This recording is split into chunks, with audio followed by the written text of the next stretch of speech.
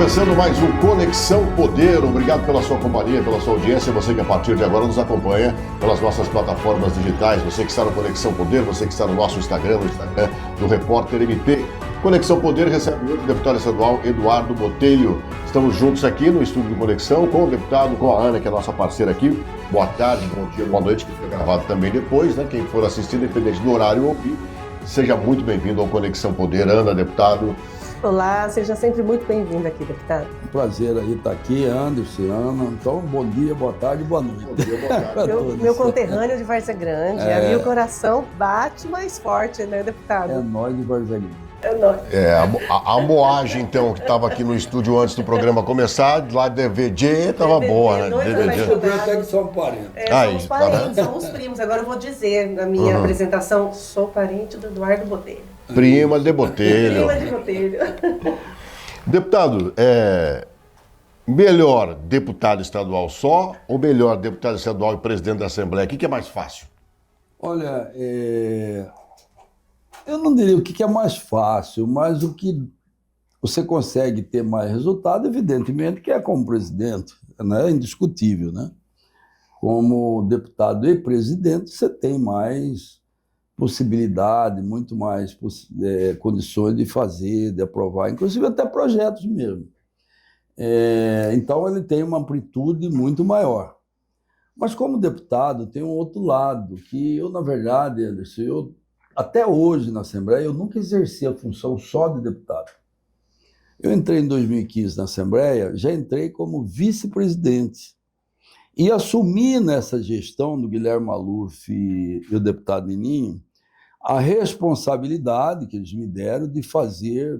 Eu tenho uma noção muito boa de administração, já tinha sido gerente da antiga Semata, empresário, então eles me deram a função de fazer uma reforma na Assembleia, uma reforma administrativa na Assembleia, coordenar uma reforma. E nós trabalhamos nesse tempo para fazer isso, e depois eu já, em 2016, na eleição que teve, fui eleito presidente. E fiquei até agora, praticamente em fevereiro, início de fevereiro, na presidência. Então, eu nunca exercia mandato só de deputado, estou começando agora. Então, tem um lado diferente. O que é o lado diferente? É que agora eu tenho que fazer o trabalho só de deputado. Ou seja, eu que tenho que ir no lugar, eu mesmo que tenho, eu não posso delegar nada, eu não sou presidente, não tenho equipe nem para estar delegando tudo. Então, tem esse lado. Mas é um lado bom também, porque você mantém mais contato com as pessoas, você vê os problemas mais de perto. Tudo tem o ônus e o bônus. O senhor falando em problemas, é uma pergunta que eu gostaria muito de fazer ao senhor. Por que ao senhor? Na campanha, né, para prefeito, o senhor se dedicou muito em estudar Cuiabá. O senhor se debruçou. Poucos conhecem Cuiabá como o senhor, que se debruçou para até elaborar um plano de governo, visualizando a cidade como um todo, em todas as áreas. E eu gostaria de saber a sua opinião neste período de mais de 100 dias do prefeito Abílio à frente da prefeitura. Cuiabá está tendo sinais de mudança? Bom, primeiro é o seguinte, nós realmente estudamos bem Cuiabá. Vimos todos os problemas de Cuiabá, os problemas financeiros, problema financeiro que ele está falando agora, que eu dizia que na campanha, pode ver todas as entrevistas minhas, eu dizia, vai ter em torno de 2 bilhões ou mais de dívida que vai ficar para a próxima gestão. Isso é fato, e agora está se comprovando que eu estava certo. Nós dizíamos que precisava rever os contratos, e agora o Abílio está revendo alguns, eu acho que ele está certo também. Na minha opinião, não apareceu ainda alguma coisa significativa, mas também não é cedo. A prefeitura estava, assim, numa situação muito ruim. Eles precisam agora de um tempo, primeiro para conhecer mesmo, de fato, a administração, porque eles não conheciam. Eu já conhecia, eu sei como que administra, eu sei o que é administração pública. Eles não sabiam. E é natural. Ele precisa de um tempo para eles entenderem bem e para tomar as providências. Já tem alguma medida dele, como, por exemplo, o passe livre aos domingos. Eu acho que é justo, eu também faria isso, e já é um resultado ainda que muito pequeno, perto de tanta coisa que nós queremos ver acontecer. Mas ainda é cedo. Nós temos que dar crédito, ter esperança que ele vai ser um bom prefeito, porque é bom para todo mundo. Eu penso assim, eu sou de resultado. Eu não sou aquele político que quer ver o quanto pior, melhor. Eu não tenho esse pensamento, Anderson. É igual tem gente que torce para o país ficar ruim para o Lula perder. Ora, vai ficar ruim para todo mundo, vai ficar ruim para mim, para você, para a Ana Cristina, para todo mundo. Então nós temos que torcer para ir bem. Por isso que a Bíblia fala e manda orar para quem está no poder. Agora, o que você faria diferente? Nesses 100 dias, você prefeito, o que você faria diferente que estaria melhor do que está agora? Olha, Anderson, eu diria que eu já teria articulado um pouco mais. Eu já teria articulado recursos para as grandes obras que nós temos que fazer, e essas obras têm que começar no máximo ano que vem, mas você tem que começar a articulação dela agora. Teria diálogo com o governo federal? Ah, com certeza. Já teria feito um trabalho com o governo federal, com o governo estadual, para fazer um lançamento de casa popular, de lote urbanizado. Já estaria fazendo um trabalho mais forte. Isso eu já teria feito, mas ele ainda tem tempo aí, está começando agora, tem 4 anos, e eu acredito que ele vai acabar também fazendo isso. Você teria conseguido, por exemplo, recuperar a malha asfáltica, que está muito deteriorada? Não, a malha ele tem que começar o trabalho agora, né? Então vamos esperar, porque durante a chuva você não consegue mesmo fazer quase nada, principalmente a questão do tapa-buraco. Tapa-buraco, você coloca ele no período da chuva, esquece, você coloca num dia, no outro dia choveu, vai embora. Então tem que fazer um trabalho a partir de agora e, volto a dizer, eu não aprovo tapa-buraco. Eu gostaria de fazer micro-revestimento e recapeamento, para você ter um trabalho mais eficaz. Dessa forma que eu faria. Eu acredito que ele também vai sim fazer. Dá para dar uma nota para o Abílio de 100 dias?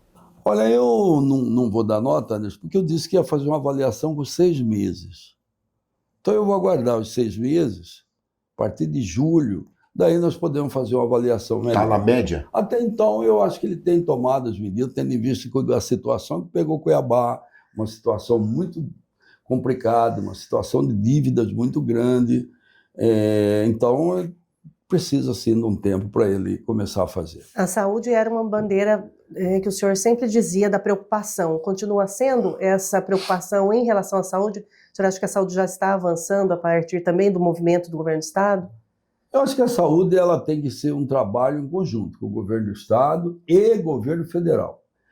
Esse desafio que o país tem de fazer uma saúde pública para todos os cidadãos é algo que tem que trabalhar junto. É o maior programa do mundo de saúde pública. Não existe no mundo um programa igual ao nosso. Então, como que você vai atender mais de 200 milhões de pessoas? Desses 200 milhões de pessoas, em torno de 160 milhões dependem do SUS. Então, é um trabalho e um desafio gigante. Daí tem que trabalhar unido, o governo federal, o governo estadual e municipal, para resolver esse problema. E eu espero que o Abílio tome algumas providências, como, por exemplo, assumir a Santa Casa, criar ali uma unidade que eu pretendia criar, e se ele fizer, tem todo o meu apoio e o meu respeito, que é criar ali uma unidade infanto-juvenil e voltado para o atendimento da mulher. Essas situações que a gente espera ver mudar. Espero que ele trabalhe para arrumar o centro de Cuiabá, para asfaltar todas as ruas de Cuiabá e para fazer as obras importantes para melhorar todo o nosso... eu diria assim, não só o transporte público, porque o transporte público depende dessas obras para melhorar, mas para todo mundo, para todos aqueles que usam o trânsito diariamente. Então, precisa dessas obras, não o BRT vai ajudar, mas não vai resolver. Precisa fazer obras estruturantes importantes. Não são ações pontuais, né? É um complexo de ações que, se todas não forem juntas... Um complexo de ações que vai melhorar a mobilidade urbana como um todo. Agora, vamos partir, então, para o Estado. Por que você acha que a Assembleia, ou por que a Assembleia derrubou a lei do governador Mauro Mendes que proibia os mercadinhos nos presídios? Olha, essa é uma questão, assim, um assunto... polêmico e, de certa forma, até mal avaliado o deputado, por exemplo, ele não gosta de falar publicamente disso.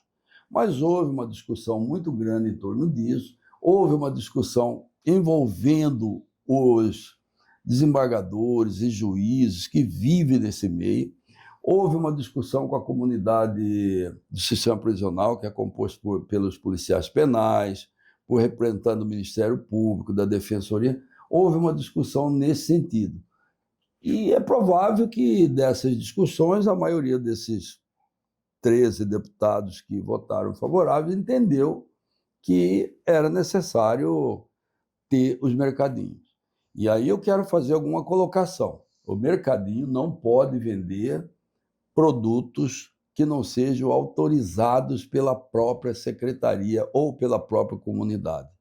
Se está vendendo Nutella, é porque alguém autorizou, e deveria o secretário, em vez de falar, está vendendo Nutella, ele ir lá mandar abrir uma investigação para saber quem autorizou. Porque a lei do sistema prisional, a LEP, ela já fala que só entra produtos autorizados. Então, como que entrou? Entrou. Alguém autorizou. E tem que punir essas pessoas. Então, sabia que estava vendendo, né? Sabia que estava entrando produtos que não deveria, deixou entrar e deixou vender lá dentro. Então, se a lei for aplicada com a sua rigidez, não há motivo para polêmica. Não há motivo, não há motivo. Mesmo porque o controle dela fica todo no Estado. Quem está lá é a Polícia Penal, quem está lá é a Secretaria de Justiça controlando. É eles que vão saber o que entra, eles que vão saber se pode entrar ou não. Então, não tem. E também a lei não está mandando fazer. A lei ela é autorizativa. Ele pode, se ele entender que não deve funcionar e não tem necessidade, não funciona. Deputado, o senhor defendeu a questão do voto secreto, né? Disse que isso é importante para a democracia, é importante para que o deputado tenha autonomia, que ele não sofra depois pressão, retaliação. E essa opinião vem de alguma experiência ali vivida com os pares? Eu, durante esse tempo que eu tive na Assembleia, desde 2015, eu entendi bem. Eu também defendia que fosse todo voto aberto. Quando eu entrei lá, eu dizia, tem que ser aberto. Mas eu entendi as pressões que sofre.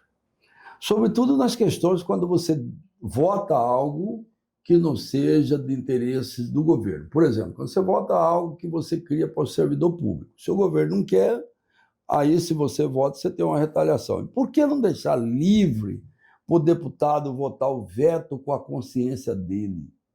Eu já vi gente ali mudar votação porque a galeria está cheia, não aguenta pressão. Nem do lado e nem do outro. Não aguenta pressão quando a galeria está cheia, seja servidor ou seja outro, ou não aguenta pressão do governo com algumas ameaças de retaliação, de segurar a emenda, de retardar a emenda. Isso tem. Não adianta falar que não tem, tem. Então, por que não deixar livre, naquele momento, para o deputado votar apenas com a consciência dele?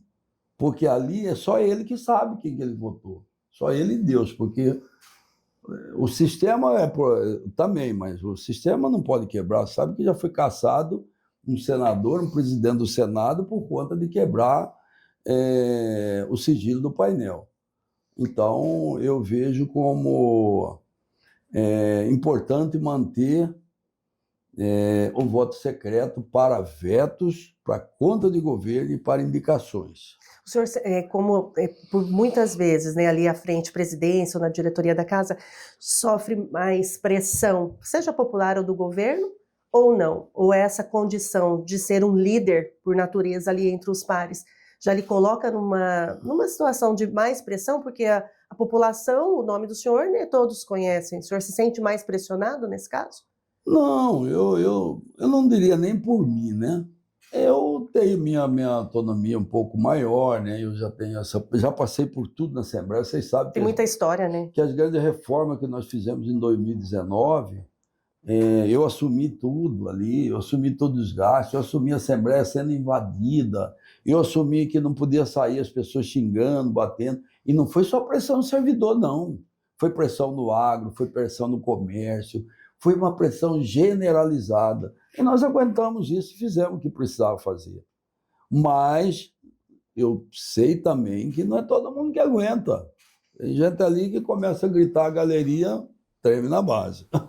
Agora, a gente fala que Mato Grosso hoje é um exemplo de desenvolvimento para o mundo. Isso só teria sido possível se a Assembleia também aprovasse projetos importantes e desse o respaldo ao governo. O senhor concorda com essa afirmação? Com certeza. Se o Estado está melhor hoje, é graças à Assembleia. Graças à Assembleia. Se nós não tivéssemos feito tudo isso que nós fizemos, porque tudo passou pela Assembleia, as mudanças todas passou por lá. Por que nós fomos invadidos? Por que a Assembleia ficou sitiada? É porque não queria mudança. E toda mudança, quando você vai fazer, ela tem a lei natural da resistência. Então, nós passamos ali por tudo quanto foi pressão. Para quê? Para melhorar o Estado. Para o Estado ter condições. O servidor público, por exemplo, dizia o seguinte: olha, nós nunca mais vamos ter condições de receber o RGA. Aí está recebendo e estamos bem abaixo do limite prudencial, que é 50%, do limite máximo, que é 52%. Nós estamos aí com 40%, 41%. Da lei de responsabilidade fiscal. Da lei de responsabilidade fiscal. Então, por quê? Porque nós criamos condições para o Estado fazer as obras e também dar condições e pagar o que é direito dos servidores públicos. E a próxima RGA vai ter muita discussão, vai ser aprovado, falou-se em 20%, o governador já retrocou dizendo que 20% não dá. Como é que está essa história? Bom, primeiro eu não sei quem que falou de 20%, porque não existe isso na Assembleia, não existe PEC de 20%. Existem falácias de 20%. E talvez alguém colocou isso na cabeça do governador, que tem uma PEC lá dentro. Lá não tem PEC nenhuma de 20%. Tem uma PEC que quer discutir qual índice vai ser utilizado. Se é UPF, se é IPC, se é INPC, qual índice? Apenas isso, nada mais. Então não tem nada de alarmante, nada de 20%, e é uma PEC que não cria problema nenhum, apenas quer definir o índice. Aí tem aquele questionamento: a Assembleia não pode fazer? O Supremo disse que não. Mas se... Eu disse até para o governador, o senhor está dando o INPC todos os anos. Qual o problema da Assembleia aprovar isso? Que prejuízo isso causa para o Estado? Nenhum. Inclusive está lá mantendo todas as regras. Inclusive tem um item que está dizendo, desde que o Estado tenha as condições para pagar.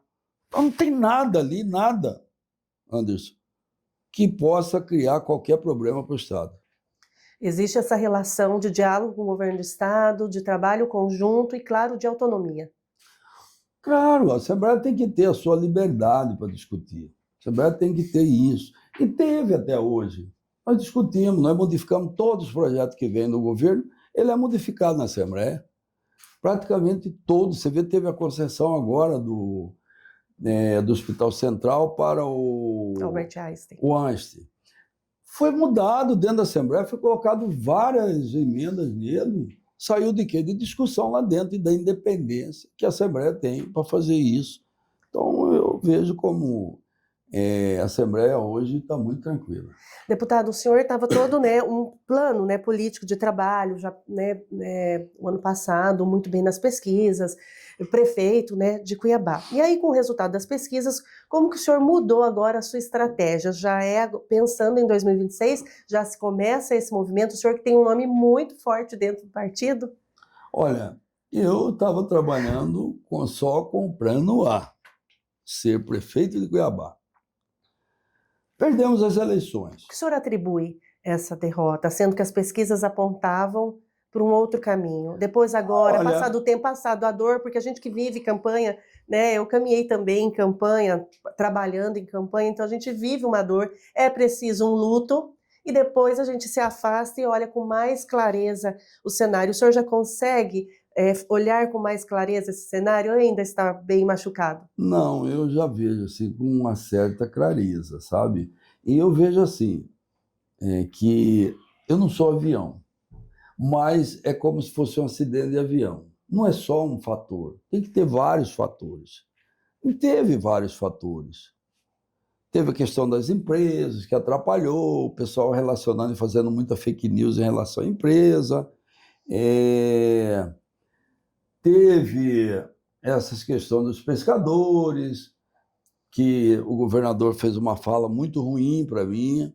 Teve a questão da polarização de direita e esquerda, que eu acho que foi mais fundamental isso, essa questão da direita radical.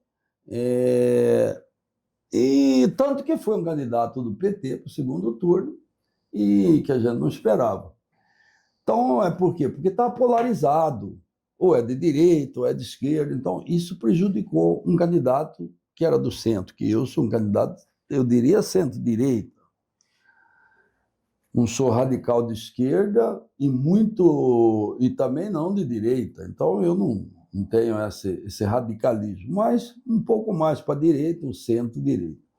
E essa polarização, ela influenciou no resultado das eleições.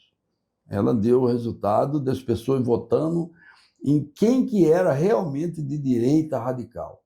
E sem olhar quem que é realmente cada pessoa, quem que tinha mais competência, quem que tinha mais condições. Então isso afetou. E não foi só aqui, não. Afetou o Brasil, afetou Várzea Grande, afetou Rondonópolis, afetou Primavera. Enfim, é uma conjuntura que nós temos que aceitar. Então, paciência, né? E isso já modificou, então, o seu olhar agora para 2026. Então, agora aí, é o plano B. Dizer, perdi as eleições. Não tinha o plano B, porque eu estava focado só nessa... Eu trabalho assim, eu sempre trabalho focado em alguma coisa.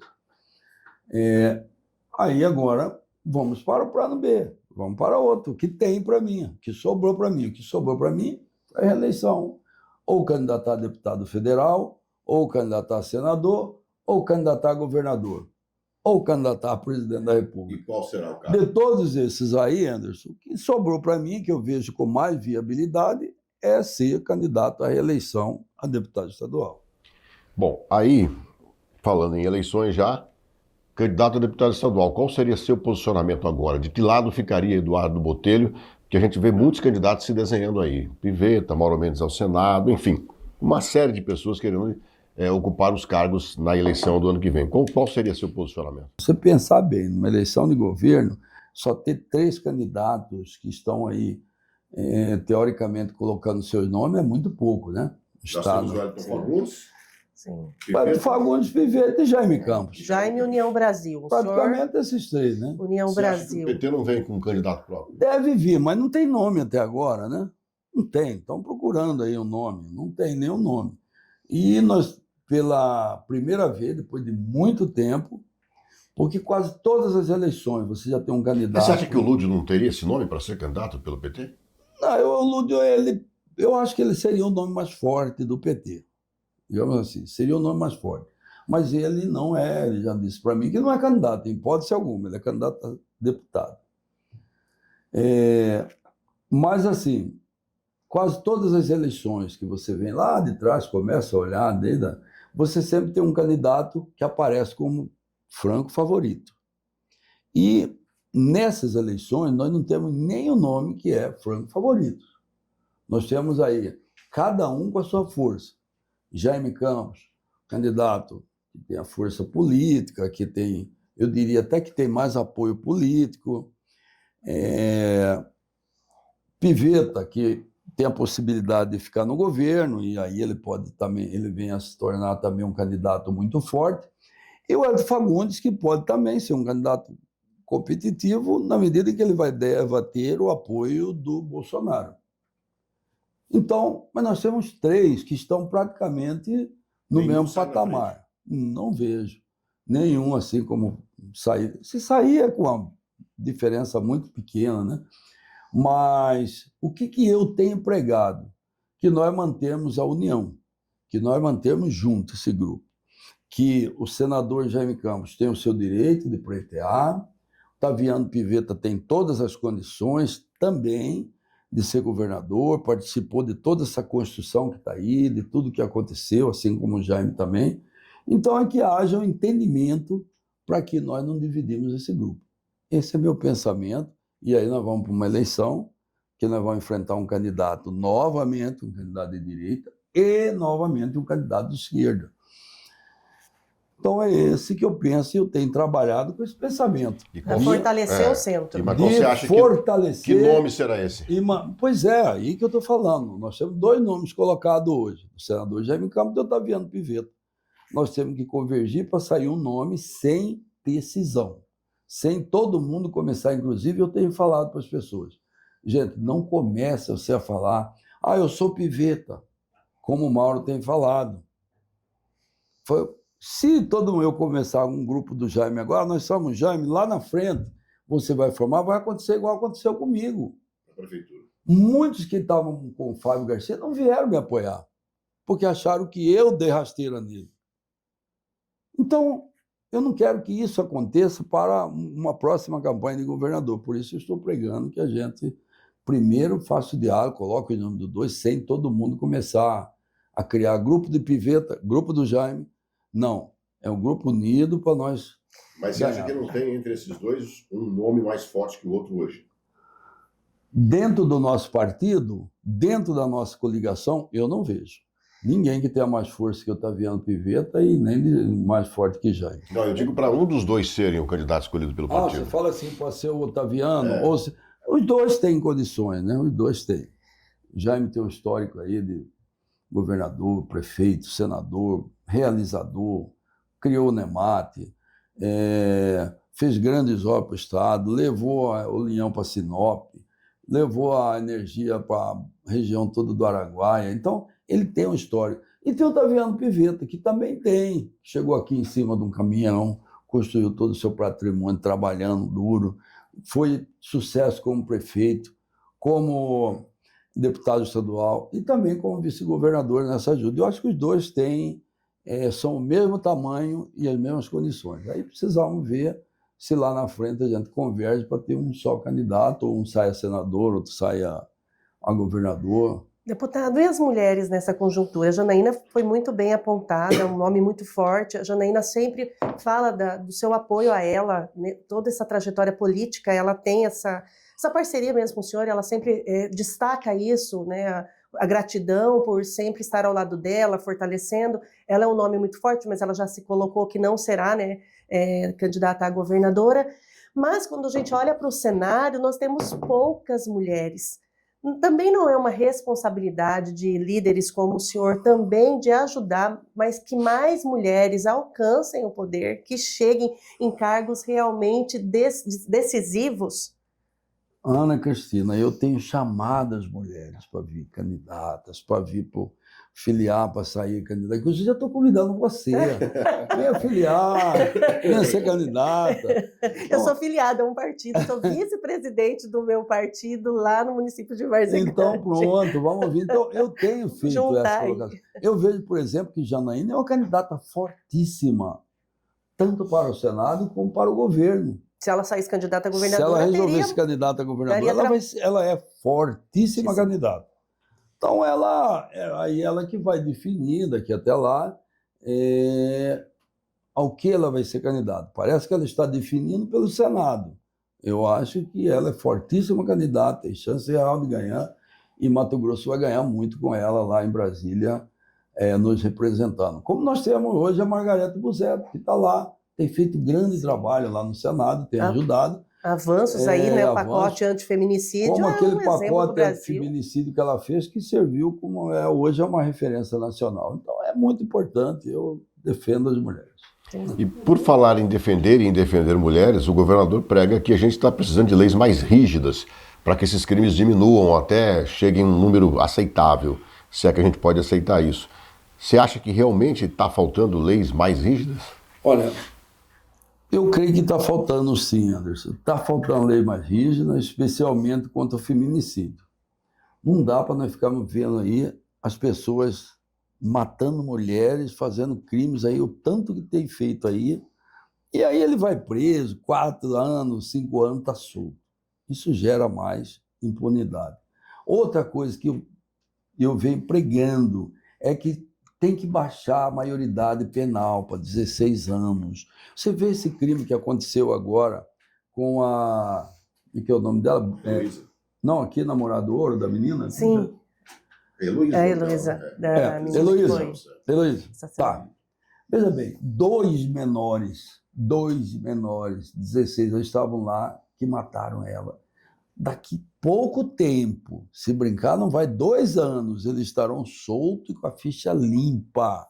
Tem que limpar a ficha dele, tirar tudo da ficha. É justo isso? É justo? Você acha que esses 2 menores, malandros, psicopatas, eles vão corrigir? Não vai corrigir nunca mais. Aí ele fica lá 1 ano e pouco e solta ele. Esses caras não têm conceito, tem que baixar a maioridade penal, ele ser julgado igual aos outros. E aí também deveríamos olhar para o sistema carcerário para que ele fosse diferente, deputado, porque a gente abaixa uma maioridade penal, temos mais, né, presos para ir para a penitenciária que está inchada e não é um espaço de ressocialização. Então, o que faríamos para que esse menor, que realmente cometeu um crime hediondo, que é algo que, né, é um absurdo que aconteceu, para que nós tenhamos uma mudança de fato na sociedade? Bom, primeiro é o seguinte, eu defendo que o presídio tenha diferenciação para os tipos de crime. Por exemplo, eu tenho um servidor nosso que foi preso agora porque não pagou pensão. Olha, você acha justo, Anderson, pegar esse cara que está lá, porque atrasou a pensão, não sei o que, foi preso.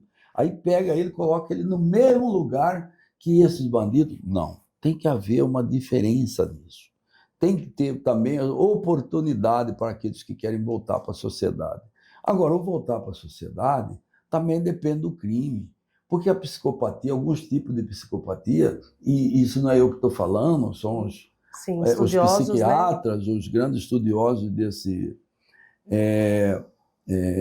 desse ramo, que diz o seguinte: não tem cura.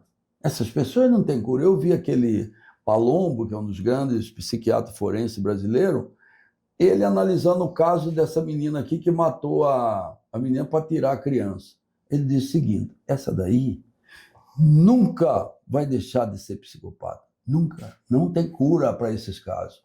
Psicopatia, pedofilia. O senhor defenderia uma prisão perpétua, uma mudança no Código Penal e ter uma prisão perpétua no país? Perpétua para essas pessoas. Não tem cura. Você acha que esse menor que matou com a maior tranquilidade ali, ele vai recuperar? Lógico que não. Ele matou com prazer, inclusive com uma rapidez incrível, como diz, vamos matar logo. Não vai melhorar nunca.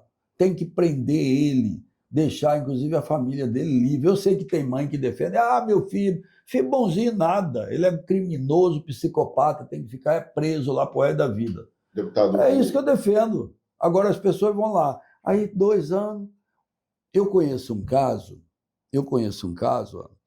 que minha mãe morava aqui no CPA. Vizinho nosso matou uma menina, há muito tempo atrás. Mas acho que uns 15 anos atrás, por aí. Eu não era deputado ainda. E aí passou, não deu 1 ano, ele estava andando lá com a namorada.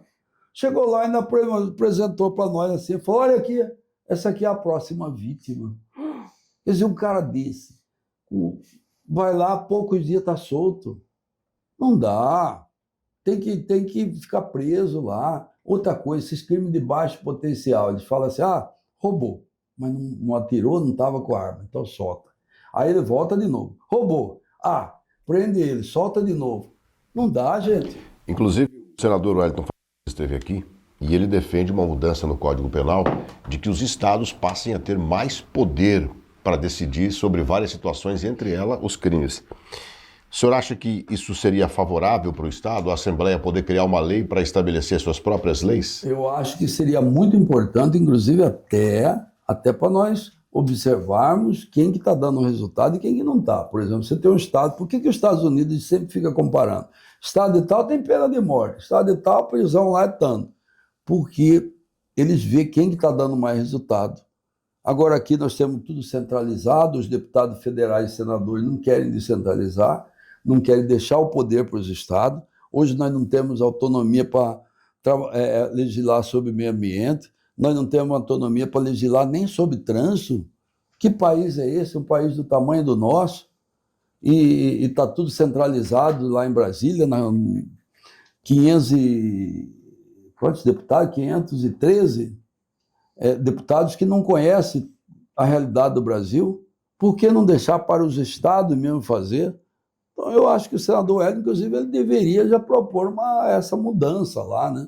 Para dar esse poder para as assembleias. Se a Assembleia já tivesse esse poder, o que é que você acha que tinha que mudar já? Bom, eu baixaria a maioridade penal para 16 anos. Eu, se pudesse aqui, já faria uma lei dessa. Aumentaria a pena perpétua para os casos de pedofilia e feminicídio. Enfim, eu já criava uma pena bem dura. Eu propus uma lei aqui, por exemplo, que o feminicida não pode receber visita íntima. Aí você pergunta, mas pô, ele pode? Pode. Pode. Sabe por quê, Ana Cristina? Porque depois lá dentro do presídio ele diz que arrumou uma namorada aqui fora e casa. E aí recebe visita. Visita íntima. Você matou a mulher, rapaz, vai ficar 10 anos aí, 30 anos sem receber visita de mulher nenhuma. É isso que tem que ser. Mas ele casa lá dentro, recebe visita de mulheres lá dentro. Tem que acabar com isso. Teria que o espaço lá fosse algo mais rígido e que não tivesse tantos benefícios. Tem que ser mais rígido. Benefício não pode dar benefício para pessoas que cometem esse tipo de crimes. Aí você vai lá, o cara mata a mulher, daí arruma uma namorada e vai receber visita íntima. É a gracinha, né? Esquece, rapaz. Tem que ficar 30, 40 anos lá dentro. O ideal seria o resto da vida e não poder receber visita de mulheres nunca mais. E até porque Mato Grosso, ela tem esse estado tem uma responsabilidade ainda maior, porque é um estado que, infelizmente, se destaca no cenário pela violência contra as mulheres. Então, o Mato Grosso precisa se movimentar de tal maneira para a gente mudar esse quadro, como o senhor disse. Quem conhece a realidade de quem está aqui, né? A gente conhece a cultura, o contexto, como as coisas acontecem no nosso estado. Essa cultura do Você acredita que exista mesmo uma cultura machista e qual seria a solução para a gente resolver isso? Porque a cultura machista ela também vem da criação dessas crianças em casa. Nós temos que começar pela educação, né? Primeiro a educação e a punição severíssima. A hora que você começar a punir verdadeiramente, as pessoas vão pensar 2 vezes. Você fala assim, melhorou com a Lei Maria da Penha? Melhorou. Estão dando moleza para tudo? Não está, tem pego mesmo. Se você denuncia lá na Delegacia da Mulher, eles vão lá e pegam mesmo. Se bateu em mulher, eles vão e prendem. Mas essa prisão, ela é muito temporária. Por exemplo, o cara agrediu uma mulher, ele vai lá, prende, ele fica 1 semana preso, um dia solta ele de novo. E aí nós temos aquele círculo vicioso. A mulher, às vezes, não tem outra fonte de renda, ela é totalmente dependente financeiramente do marido, ele é o que provém de todas as despesas. Então, o Estado, eu fiz uma lei em que o Estado tem que fazer curso profissionalizante, tem que gerar oportunidade para essas mulheres, para elas saírem palestras com informação, para elas saírem desse ciclo de violência. Agora, o senhor não estando mais presidente, né, quando o senhor não estando nessa função, tem mais tempo para circular o Estado, deputado? Ir até os municípios que muitas vezes ficavam distantes da sua presença, até por questão de agenda? Eu acho que dá mais tempo para você andar nas suas bases. Né? Quais são as suas bases? A minha base, basicamente, é aqui na Baixada Cuiabana. Eu nunca trabalhei assim muito fora, né? O meu foco é aqui. A estratégia continua a mesma? Continua a mesma, a Baixada Cuiabana e o Médio Norte. Eu trabalhei muito tempo ali em Diamantino, Arenápolis, Tangará, Barra do Burro. Eu fui professor em Diamantino, fui professor em Arenápolis, fui chefe da SEMAT, empresário na região. Então, eu conheço muito o Médio Norte. Então, eu foco a minha campanha em Cuiabá, na Baixada Cuiabana e no Médio Norte. E essa corrida já começou? Já. A política, olha, o político ele é o único que não pode parar. Ele não pode. Você não pode esperar, eu vou ficar quieto. Não, você tem que estar sempre trabalhando. E é assim. Você bobeou, já tem alguém entrando no seu espaço. Você não pode bobear. Você andou ali, se Piscou o olho... Fica sempre em atividade. Sempre em atividade. E a população lhe pergunta sempre quais os benefícios que o senhor tem destinado ou feito aqui para a nossa região? Então, essa é uma das questões. Por que eu defendo a emenda, Anderson? Eu estava dizendo isso para você. A emenda parlamentar, ela tem essa função de dar uma certa energia para o deputado para ele chegar nos municípios. Porque a população entende que ou faz uma confusão entre a função de legislador e a função do executivo. Tanto que quando você chega no município, a primeira coisa que as pessoas perguntam é: deputado, o senhor já trouxe alguma coisa para cá? O que o senhor trouxe para cá? Aí vem aquela história do pé de cebola. Não trouxe nem uma cebolinha para cá, né?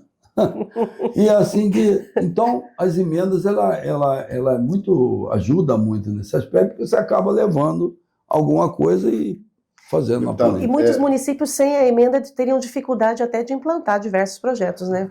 Esses municípios de pequeno porte, eu entrevistei o prefeito de Livramento e ele disse isso, que os municípios de pequeno porte, que ele gostaria que, né, os parlamentares tivessem um olhar diferenciado, porque com a arrecadação não é possível avançar. E sem o apoio das emendas do governo estadual, do governo federal, minimamente consegue desenvolver algum projeto ou novas edificações. A emenda parlamentar, ela criou essa função... Uma dinâmica. Uma dinâmica de levar até para municípios que não chegaria nada lá, porque muitas vezes você tem um município pequeno, o Estado, eu sempre digo o seguinte: o planejamento macro do Estado, ele não vê muitas coisas que o deputado vê no dia a dia. Daí é uma pequena necessidade, mas não menos importante, que o deputado está vendo lá no município, que é uma creche, que é uma reforma de uma escola, que é abrir uma estrada nova, e as emendas podem servir e ajuda muito nisso. Deputado, um assunto muito polêmico na Assembleia, que as pessoas acham que os deputados aprovaram, que o governo devia ter mandado, é a alíquota da aposentadoria dos servidores públicos do Estado, que estaria estrangulando muitos deles. Isso tem condição de ser revisto pela Assembleia ou já é favas contadas? Não, a Assembleia não pode fazer essa revisão, mas o governo pode.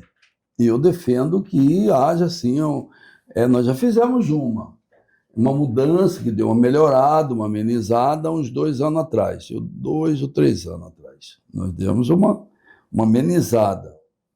E eu acho que deve sim dar mais uma analisada, ver se tem condições da outra melhorada. Porque o nosso, ele é mais cruel para o aposentado do que o federal.